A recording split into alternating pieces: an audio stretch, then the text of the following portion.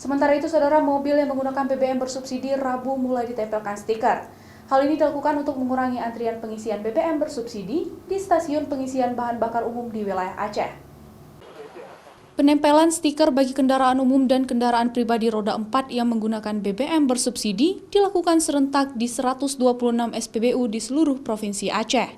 Di Banda Aceh sendiri, simbolis penempelan stiker dilakukan oleh perwakilan pemerintah Aceh serta pihak Pertamina di SPBU Lamnyong, Banda Aceh. Program penempelan stiker bagi kendaraan umum dan kendaraan roda 4 ini dilakukan untuk mengurangi antrian di SPBU, serta diharapkan dapat digunakan bagi yang berhak dan tepat sasaran nantinya. Berdasarkan Surat Edaran Gubernur Aceh nomor 540/9186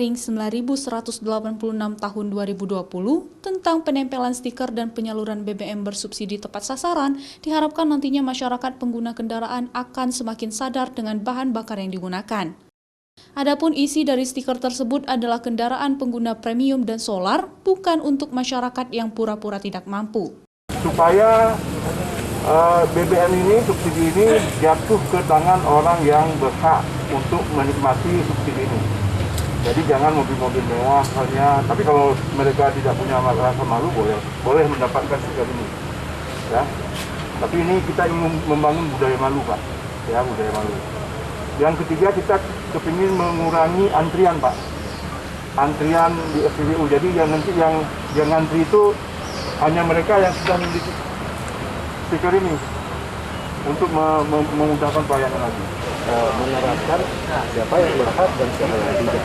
Apalagi nanti kalau misalnya stiker ini kan wajib kalau sudah bayar pajak dulu, pajak kendaraannya dulu, dan ini bisa menjadi pendapatan yang meningkat lagi juga dengan yang berhak tidak berhak mengisi premium, kemudian mengisi produk lain itu melalui pajak PNBP juga akan meningkatkan pendapatan premium.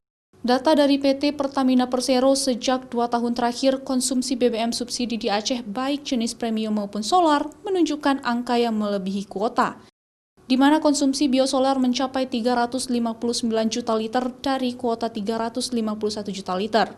Sementara premium mencapai angka 377 juta liter dari kuota 337 juta liter.